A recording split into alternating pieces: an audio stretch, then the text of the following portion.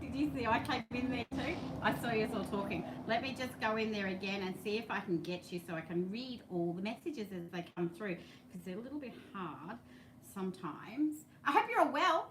I hope you're all good. It's really chilly here at Woodburn today. A little bit chilly, so I've got the warm jumper on. We've got Yvonne. You came in pretty early, and Therese, Dizzy. Oh, Dizzy, you got your daughter. Hello, how are you? Hope you're all good.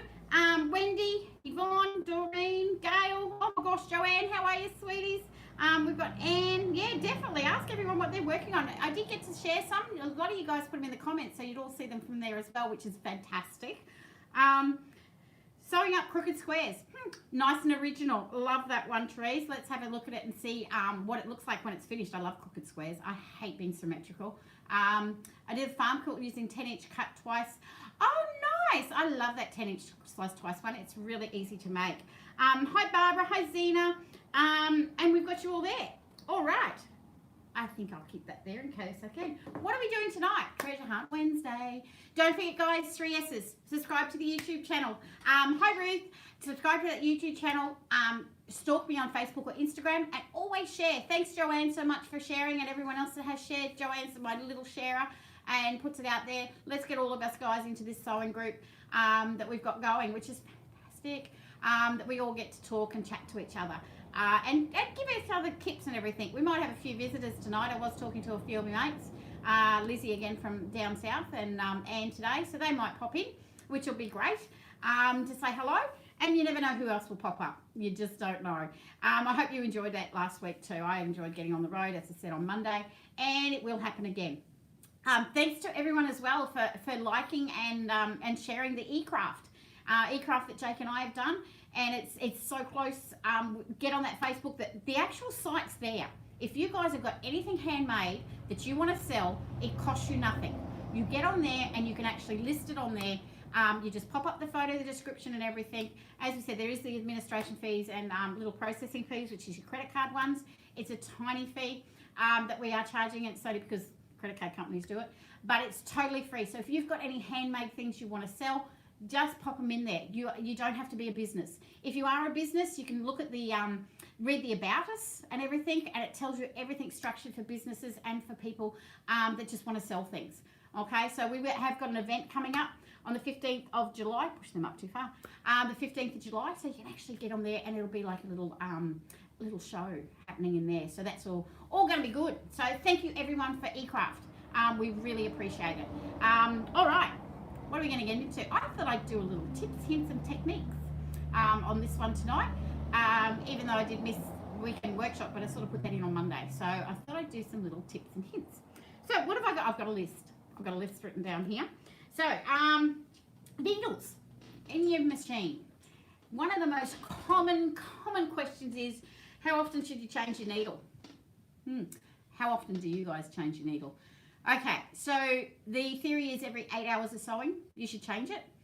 The trucks are really rolling along out there. They are, Mark. Yeah, they are. I actually got a bit cabin fever last night and got in the car about 7:15 and went for a 45-minute drive down towards Grafton and then back again just to get a little bit of driving out of my system.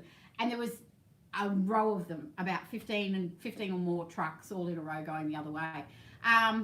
When it breaks, great one, Therese. I love that one too. When it breaks, or you find that your sewing's not quite,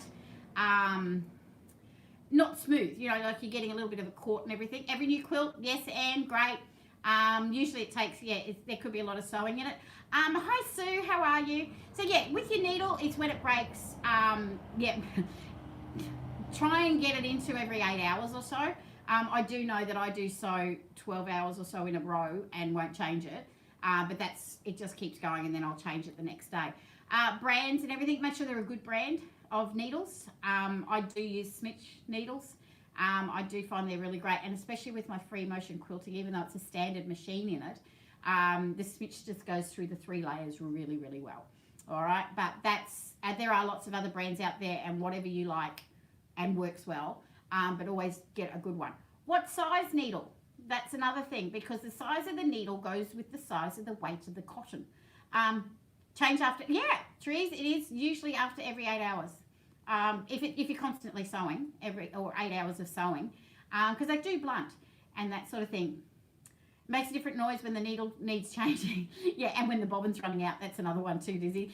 It always, with my industrial one, you hear this tinny noise when the bobbin's running out.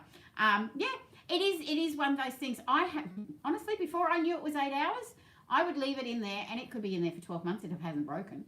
But then as soon as I change it, you notice that it does show a lot better because it's a sharper point. Okay, so it is a sharp one that you do use. Ballpoint ones for different embroideries. There's embroidery needles. There's lots of different ones, but your sharps are what you use for piecing and quilting. So what size needle do you use?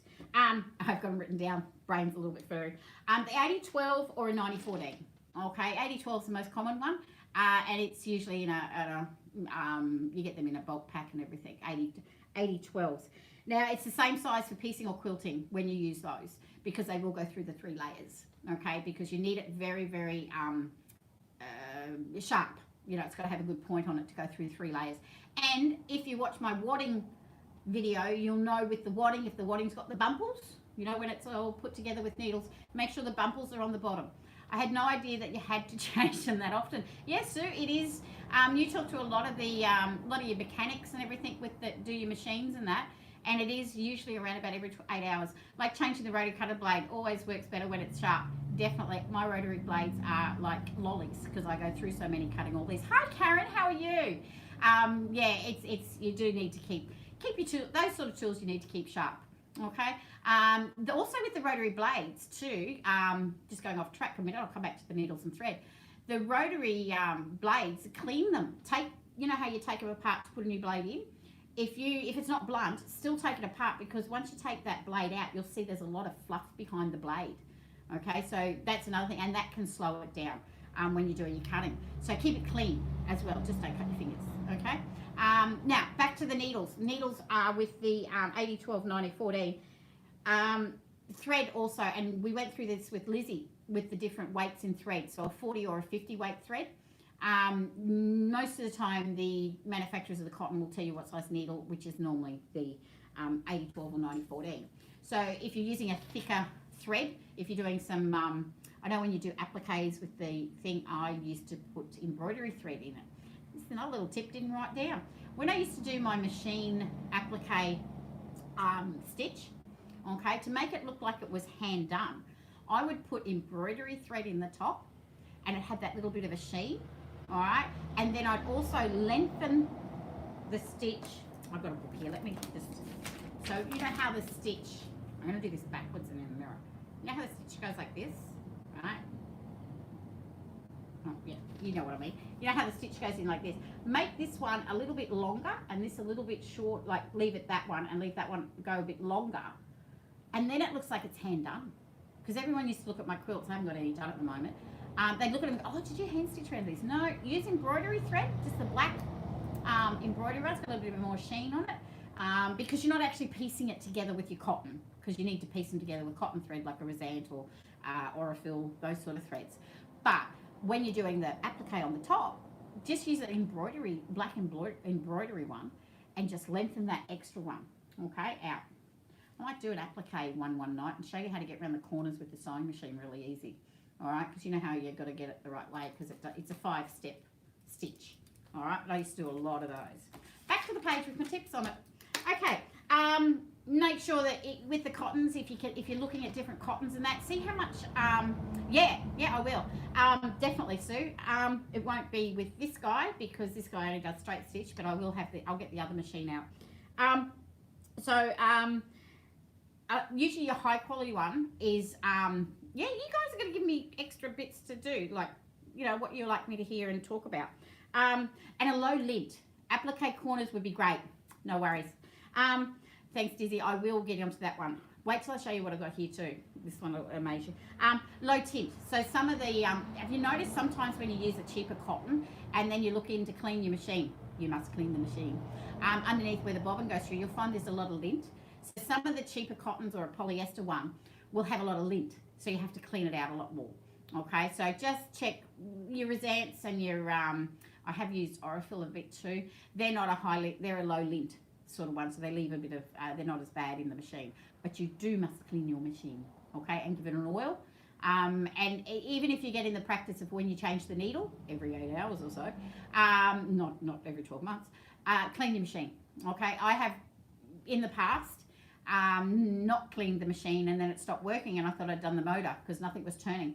And when I got it back from the machine mechanics, he actually gave me the snap lock bag with all the dust that was in there that I hadn't cleaned it. So it is, it's a rookie mistake. It's one of those things that you just forget about because you just love sewing. It's like you love living in your house, but you're not doing the housework. Same thing. You've got to keep your machine cleaned up and everything underneath. All right. Pre-wash or not to pre-wash? I thought I'd bring that one up again because I get asked that quite a lot. Do you pre-wash your fabrics? My fabrics don't need it because they are the way they dye them. So they're actually reactive dyed or pigment dyed. So mine are reactive dyed, which means that when you wash them, they won't run. Okay. A lot of other ones, some of your boutique ones and that they stamp. Hi Anne-Marie, how are you? No, Yvonne, no. Pre-wash, no, you're a no pre-washer. Yep. 30 years ago when I started doing this, and you're like, it's not laziness, Ruth. No, good, we're all no's. Yep. I love it, Anne and Joanne. 30 years ago when I started quilting, and it was back where the rules were rules, where they're not as much anymore. Fat quarters was our biggest pre-cut, so you get a fat quarter pack and you think, yay. I went and washed them. Pre-washed, hung them out on the line, not in the sun. And then, yeah, I'm with you too, Bub. And then ironed them, and then got to the actual fun part of cutting them and sewing them. I went, no, this is not for me. I don't like doing this. So the only time that I would do it now is if it was a red with a black and it's a bit of a dodgy fabric, you can feel. But not pre-cuts. No, of course not. You wouldn't do pre-cuts, no. Most pre-cuts are done with the reactive dyed. Mine are. I know mine are reactive dyed because I know my manufacturer who actually has shown me through his factory. So yeah, you sort of do that. Sometimes you pick up some fabrics in the op shop. I'm a big op shopper. I love it. Don't rewash. No, girl, not worth it. So yeah, so you sort of gauge when you can feel the fabric. Sometimes you can feel that it might have a bit too much dye in it. If you've bought it from an unknown place, like an op shop, or like you're not quite sure, then just give it a test. But my theory was that if I didn't pre-wash it and I made it and it did run a bit, it's an original quilt. It was meant to look that way. If it's got a little bit of a run, that's just the wavy look to it. I think it's just an original quilt. All right. Colour catches are good. Yeah, definitely. In the first few washes. Yeah, Dizzy. And in the dryer, there's colour catches too, isn't there? But yeah, definitely colour catches. Can always help. But to me, that's an expense that really, if you've tested the fabric, it's not going to. You won't get anything running from me because I can vouch for that one. But if you want to, and my theory is it's just original because it just has that nice little smear of a run. That's okay. Pre-cuts with pinked edges. I've been asked for that one. Design enhancers. I love that, Doreen. Yes, very original. Design enhancers. You know how you get some pre-cuts that got a little pinked edge? Mine are straight because I do them. There's some you will need to check with who the manufacturer is as to whether the bit that goes out is the 2.5 or whether the bit that goes in is where your 2.5 is, because that's where you need to play with your 1/4 inch seam. So just measure it before you start using them if they're pinked on the edges. All right. Rulers and mats. Now this is an interesting one. With your ruler and your mat, I was going to have one here, but you guys know what they are. Always put, if you are a person that cuts your fabric from the grid on the mat, that's fine. If you're a person that cuts it from the ruler, okay, using the grid on the ruler, that's fine as well. Sometimes fabric that is either old or stored for a long time smells. How do you get rid of the smell? Basically just give it a wash, honey. Yeah, I would give it a wash and put some fabric softener in it or something like that, and that would get rid of the smell.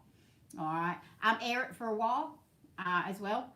That would get it out. I have had some, because I found a few when I moved, where I've had a pin in it and the pin's rusted. Yeah, there's not much you can do about that. So that's where a button goes or an applique goes over the fabric if it's got a little mark on it. There's always a little tip and trick. Freebie. There you go, freebies. There you go, Joanne's used it. So yeah, is it Feebreeze? Yeah, you've spelt it, so it's there. Where was I going? Oh yeah, with your rulers and your mats. Just if you are cutting something out and you're using one or the other, stick with the one you're using. If you're using the mat as measurements, stay with the mat. If you're using the ruler, stay with the ruler. Because I can tell you now, you can go to your mat and ruler, put the ruler on top of the mat, and you look down about 5 or 6 inches, and you can see it start getting out of sync. Okay, so that's, I have noticed it on some, that they just go out of sync. It's only by smidgens, but smidgens can mean a lot when they get to a bigger smidgen. Oh, we get it, Joanne. I can't speak. Yeah, I don't announce words properly when I see them either, if I don't know them. So yeah, so just check if it is the same, and you can put a tape measure on in the mat or the ruler, and you'll notice different manufacturers, it can be out just a tiny bit. So that's something to be aware of. You ever heard of the scant 1/4 inch? Okay, so some people say use a scant 1/4 inch. That's mainly just a tiny little bit smaller than a 1/4 inch. So you set your foot up or your measurements on your machine just slightly in. That then keeps it where you're not, because everyone's 1/4 inch can be different. If you just go that smaller one, it gives you leeway, and your blocks can be trimmed back to the size they need when you put it together. So if you ever hear of scant, use a scant 1/4 inch, it just means to use it a slightly smaller. Okay, not going down to tiny, but just slightly smaller. All right, maintenance on the machine, I've already spoken about that. Now this one was a tip from Lizzie. I was talking to her just this evening, and Lizzie Allen, who I had on last Wednesday with her free motion quilting. When you do your blocks and that have got points, you know, stars and everything, and you've got points and everything in it, iron your seams open. Okay, because when you've got stars, and I don't have one made, sorry guys, but when you do the star block and all these seams are coming together, if you've got them just normally flat, like a lot of mine are just flat, you'll get a very high build up in the middle. Long arm quilters do not like that if you're sending your quilts away to get quilted. Just saying, because that's where it's too thick for the needle to get through. So if you open the seams at the back, and on a star one especially, you can actually unpick where the seam it's where the stitches are in the seam, not in the piecing, but just outside the seam. If you unpick, there's about 2 or 3 stitches, your 1/4 inch bit, you can actually flatten them. Okay, so you can flatten them, iron them, and then your long arm quilter loves you. Okay, and the person that's quilting it, because when it's really bulky in where those stars and that are. All right, next thing, pins. I did find pins. Then they need to change their needle. Funny one, Trees, yeah. Yeah, they change their needles pretty well on those big machines. But yeah, I love that little joke. Pins I use are the flathead ones. So I do like these ones. This one's a bad one, but anyway. The flat ones. Basically because you can actually run over them, okay? You know when you've got them, I shouldn't say run over them as such, but you know when you pin something together, right, and your 1/4 inch seam's here, right? This is flat, your foot's not going to go up over a bubble head one, right?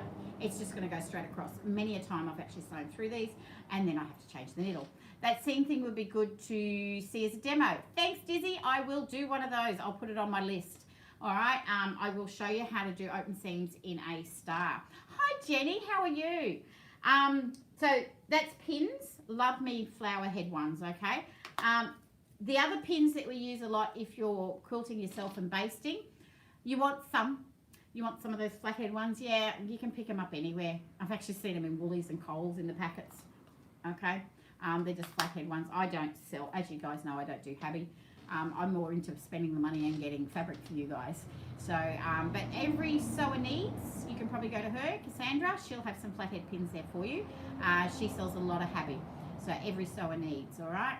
The other one we use is the pins for quilting, okay? When you're basting them together. Oh, she's doing a little thing. So these I showed you in the wadding one, all right? And they're actually the curved ones, so you don't have to put the spoon up or get your finger.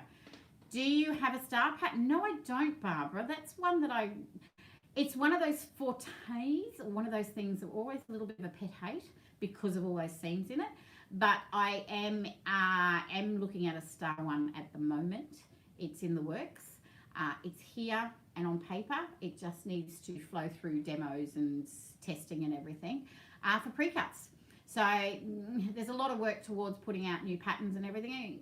It's got to come from here, which has got millions of things in there, plus a lot of patterns, down, out, and get to the final thing. So with the pins, yeah, these ones have got a little hook on them. Can you see that there? I've got a circle one coming too, just to let you know. So yeah, you've got the little bend in it. So it's really easy. I won't put it in my hand, but you're actually easy to get through the 3 layers when you're pinking out. Watch the video on basting your quilt. That has those in them. Okay.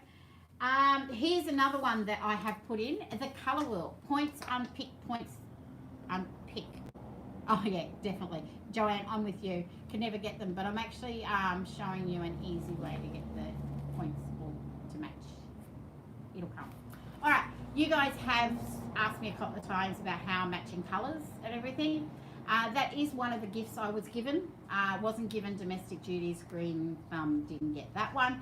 But I did get colour matching. I love matching all the colours up. So if you didn't, and you did get the domestic one, a bit distracted by the lovely fabric in the quilt behind you, is it one of your fabrics? No. This is one of my patterns, the Funky Picnic. And I thought, star patterns, yeah, Joanne. Scary. No, not scary.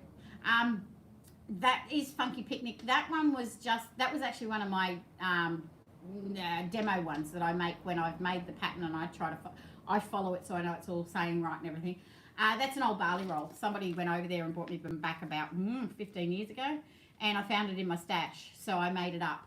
And it's just the Funky Picnic with some patiki oranges and that in it. But the Funky Picnic pattern is available, and there's a kit for some different fabric in the treasure hunts tonight, so watch for that. All right, here we go. Colour wheel. Have we all seen a colour wheel? Actually, is that plastic a bit shiny? Let me just see if I can pull it out. So this is a colour wheel. And how do you read a colour wheel? Okay, so you can read all these bits about the subtractive and attractive and complementary and all that sort of thing. Colour matching is scary. I love it, Sue. I love matching colours. All right, so that's a colour wheel. Now, if you can go to Google, go to images, colour wheel, you'll find heaps of them there. All right, there's all different ones. How I use a colour wheel, I put it down and don't look at it. That's just me, because I am one for, I love these colours together. I'm going to put them together and see how it works, and they usually work out. Okay, so there are times where it hasn't, and I've gone, yeah, okay, I'll just go a shade lighter or darker. If you want to use a colour wheel, the easiest way to do is just look at this wheel. This is your blending ones. They all blend into each other. So if you want some colours to blend with something you've got, so if you've got a roll of blues, right, and you want to put a solid colour with it, you would pick, here's your blues, so you can go into the greens or up into the purpley pinks. They will blend through with the blues. All right, if you had that blue and you need a colour to pop it, you know how we call it a pop sort of a thing, what you do is you go completely opposite. So you would go to the oranges and the brighter yellows or a red, okay, and that will pop these colours on the other side. All right, you can read all this is just a very technical one that I found and I printed out, but to basically just in this wheel, blenders are usually beside each other and your popper is opposite, okay, and then you can always use black. I love black to pop anything. The other theory with the colour wheel, as I said, just don't look at it and go for it. All right, if you like the look of those colours next to each other, and do a sample block, or even just don't even sew it, just put the fabrics beside each other. You can work it out from that. That's how sometimes I work out if I'm going to put a border on something. I will just lay the strips of fabric with the colours to see how it's going to look. But yeah, definitely just, to me, I'm a scrap quilter as well. I love using any colour in anything. Maybe next week I'll hang up the quilt I made 25 odd years ago where everyone freaked because I had purple, black, aqua and a tiny bit of yellow in it. And they all went, oh, you can't put those colours together. I went, you want to bet? And everyone then ordered kits from it. That was from the shop where I was, that's where I started teaching actually, when I started about 25 years ago, and picking it up that way. Here's a little treat. I've been talking about these for a couple of weeks now. You all know I love miniatures, okay? I did go hunting for a few things today. Couldn't quite find a lot of things, but I'm going to show you. These are my key rings. These are 1 inch, finished 1.5 inch log cabin with about 16 pieces. 1, 2, 3, 4, 5, 6, 7, 8, 9, 10, 11, 12, 13, 14. About 14 to 16 pieces in it when I count it really quick. It's just a little key ring. Here's a little heart one. All right, these actually hang off a lanyard that I have in the car. All right, that's a little heart one. All right, that is what I love doing, putting all little tiny bits together to do that. These are all done on paper piecing. Okay, so these are bits of paper and it has the pattern. So one night I will do a few of these and show you how to do paper piecing. This is a bigger one, obviously, not a 1-inch one. I won't go crazy with that on the camera because you might have a hard time looking at it. All right, so that's how you can do it. Now, there's lots of new products, like this is from 20 odd years ago. Actually, yeah, I used to sell these. Hand done, no, on a machine, Sue. This is all machine done. Okay, so the only thing I did by hand was actually sew the ring on. Right, I've just sewn the ring on. But all of that's done on the machine. It's got a little bit of wadding in it and a little bit of a quilting just around the back. I used to sell these at the markets 20-something years ago. All right, so yeah, so these are machine done. Sorry, a lot. This is how, and I did go into my stash. All right, so I did go into my stash and I found these. This is how I used to go around, and when I was at classes and everything, and I'd go around through I love it too, Karen, through the bins. When everyone, you don't want that fabric, it's in the bin, great.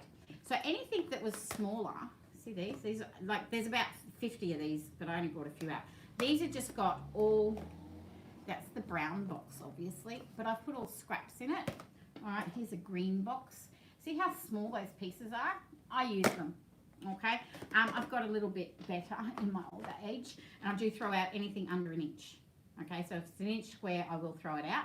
If it's not, I keep it. Okay, but that's done with paper piecing. All right, so that I will do a night as well. But I know I have been talking about these little key rings. Yeah, it's fun, isn't it, Sue? I have been talking about my little key rings, so I thought I'd bring them out tonight for you and show you. So they're the two I had left. But yeah, these were made, my son was 70s, 28, so yeah, 20 odd years ago. And they're still going, all right? And they just hang around a lanyard that I have. I'm nuts. Yeah, Teresa, I get that a lot. I get that a lot. I don't stop talking, and a bit of a lunatic. The brain never stops, and I don't sleep much.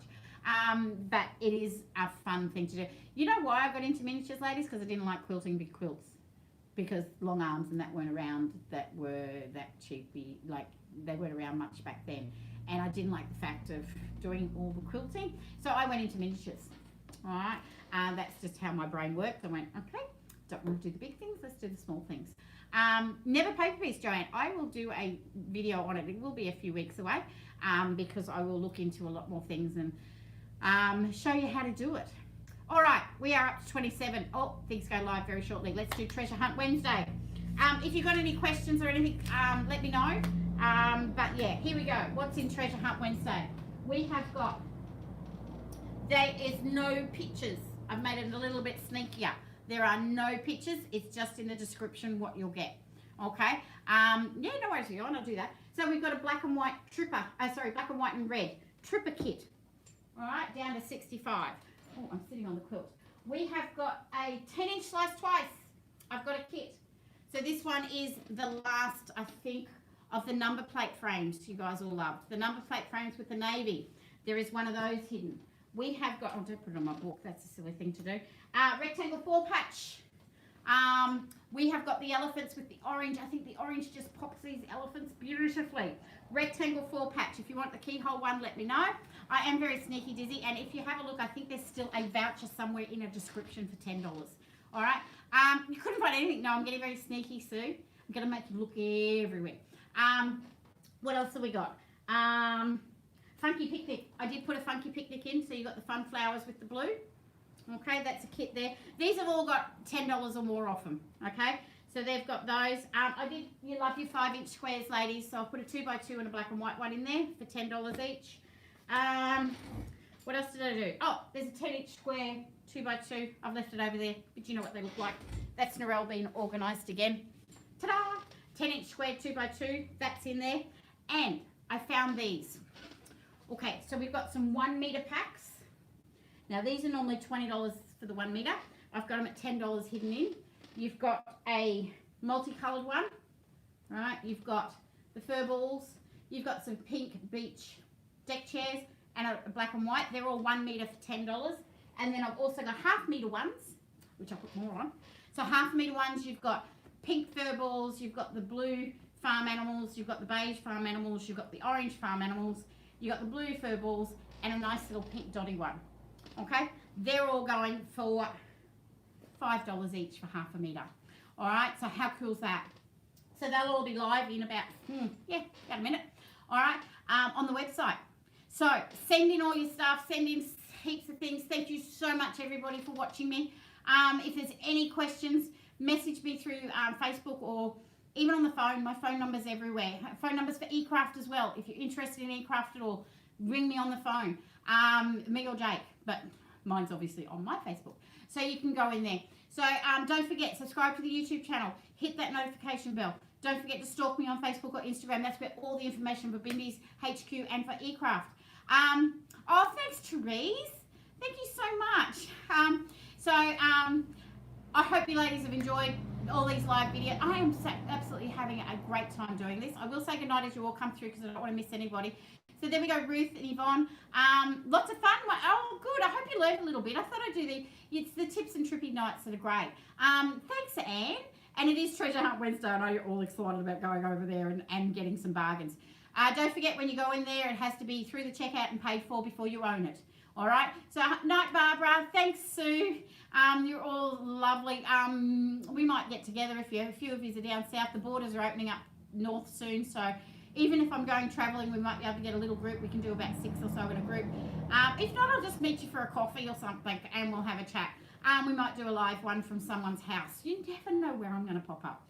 With eCraft, it's also one of those that I will be doing a little bit of travelling and giving you some of my friends that are great in the industry and different industries. And I'll meet them and we can get lots of information through. So lots and lots to go find on Treasure Hunt Wednesday. Subscribe, stalk, share. That's all right, Anne-Marie. I hope they were good tips. If you missed anything or you want to see it again, don't forget you can go to the YouTube channel, Bindi's, and you can rewatch them. Stop me, start me, pause me, rewind me, or delete me. Can't do it in real life. It is exciting, Sue. This new business adventure is going to help so many people because eCraft is all about create, contribute, and share. So where you can create, contribute, and share, we actually are giving to non-for-profits and we're helping small businesses to help get back up and going. Jake and I know how much of a struggle it is because it happened to me. I thought this was going to not be here when the virus come through, but we've made it happen and we're going to help other people do it as well. So that's what eCraft's all about. It is something for, hi April, it is something for us all to go in. And even for you guys, we're going to have suppliers on there. We're going to have a lot of our guys that sell. Anyone that wants to sell things, there's going to be different things. There's lots of different categories. We've got, we're going to try and find beekeepers and woodworkers and all that sort of thing. So anyone that's Australian made, Australian owned, or Australian grown will be on there. And it's totally free. As we say, totally free to go on there. It's just an administration and processing fee, tiny little one that comes from the credit card. All right, Doreen, I'm going to say goodbye. You guys are all going to go hunting through that website. So all stay safe. Happy sewing to everyone. I hope you've had a great night. I've enjoyed it. I've enjoyed seeing you all again, and we will be back on Saturday. I won't miss this one. I had to sleep on the last one. For weekend workshop. Never know what's going to pop up. All right, guys, I am really busy, and I love doing this for you guys. Send me questions. Send me any suggestions on what you want to see. I think we've got quite a few tonight. I'll have to go write them down. So everyone, stay safe. Happy sewing, and we'll see you on Saturday. Oh, that's okay, April. Go rewatch it, honey. It'll be up there. Just go through the Facebook feed, and you will see it. But it's lovely to see you anyway. All right, it's great. All right, thanks so much, everyone. Have a lovely night, and I'll see you on Saturday. Bye.